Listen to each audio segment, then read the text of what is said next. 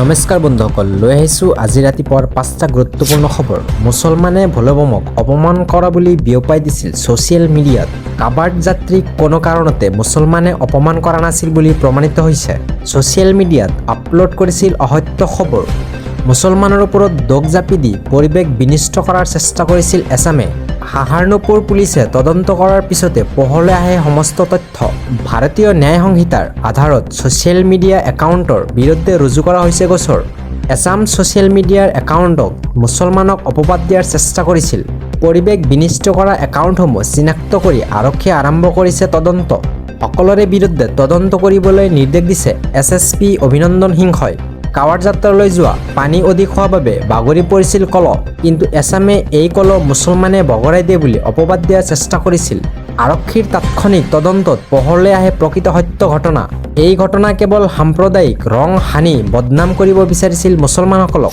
এই মুহূৰ্তৰ আৰু এটা গুৰুত্বপূৰ্ণ খবৰ। কাৰোবাক জাতি ধৰি গালি দিলেই হ'ব পাৰে আপোনাৰ জেইল। কোনো মহিলাক গালি দিলে বা অশ্লীল ইংগিত দিলেই হ'ব পাৰে জেল। উচ্চতম ন্যায়ালয়ৰ ডাঙৰ এটা ৰায়।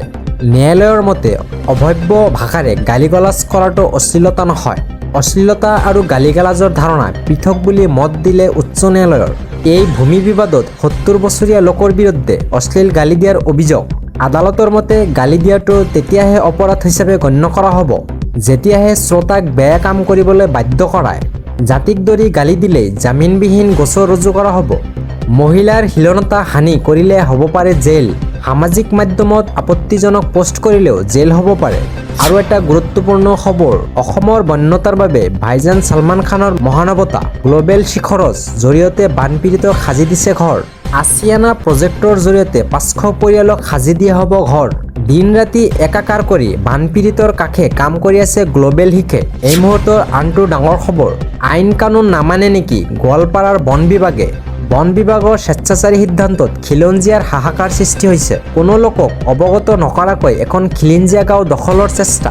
DFO ৰেঞ্জাৰে নামানে নেকি মুখ্যমন্ত্ৰী খিলঞ্জীয়াৰ নীতি। দহিকটা সংৰক্ষিত বনাঞ্চলত অন্তৰ্ভুক্ত কৰাৰ চেষ্টা গোৱালপাৰা দুৱাপাৰা। গোপনে গাঁওবাসীক নজনাকৈ পাট্টা মাটি বনাঞ্চলত অন্তৰ্ভুক্তৰ চেষ্টা চলাইছে। 30 বছৰীয়া ঐতিহাসিক দুৱাপাৰা গাঁওখনত এতিয়া হাহাকাৰৰ সৃষ্টি হৈছে। সমষ্টিটোত BJP বিধায়ক থকাৰ পাছতো নাই খিলঞ্জীয়াৰ প্ৰতি গুৰুত্ব। দুৱাপাৰা গাঁওখনক দহিকটা বনাঞ্চলত অন্তৰ্ভুক্ত কৰাৰ কাৰ কোটি কিয় কোনো ধৰণৰ মাত নাই দুধনৈৰ বিধায়ক টংকেশ্বৰ ৰাভাৰ। ইয়াৰ পূৰ্বে দুৱাপাৰাৰ খিলঞ্জীয়া এলেকাত হৈছিল উচ্ছেদ। গাঁৱৰ মাজেৰে সীমা নিৰ্ধাৰণ কৰি খেতি কৰিব নোৱাৰিব গাঁওবাসীয়ে। বনাঞ্চলৰ সীমাৰ অন্তৰ্ভুক্ত হ'ব খেতিপথাৰো। পাট্টা মাটিও প্ৰয়োজনত অন্তৰ্ভুক্ত কৰিম বুলি ফৰেষ্টাৰ ধমকৰ অভিযোগ। খাজনা লোৱা মাটি কি নিয়মত দহিকটা সংৰক্ষিত বনাঞ্চলত অন্তৰ্ভুক্ত হয়। ইতিমধ্যে স্থানীয় লোকে বিষয়টো জিলা আয়ুক্তক অৱগত কৰিছে। আইন কানুন নামানে নেকি গোৱালপাৰাৰ বন বিভাগে। এই মুহূৰ্তৰ আৰু এটা ডাঙৰ খবৰ, মাতৃকন্যাৰ শোকাবহ মৃত্যু। তীব্ৰ বেগে বলেৰো বাহনে খুন্দিয়ালে মাতৃ আৰু কন্যাক। গুৱাহাটীৰ পৰা জাগিৰোড অভিমুখ আছিল বলেৰো বাহনখন। স্কুটি বাহনেৰে পথ অতিক্ৰম কৰিবলৈ ৰৈ আছিল মাতৃ আৰু কন্যাই। নিহত মাতৃ নীলাক্ষী ইংতি, কন্যা আছিল আদিতি ৰাহাং।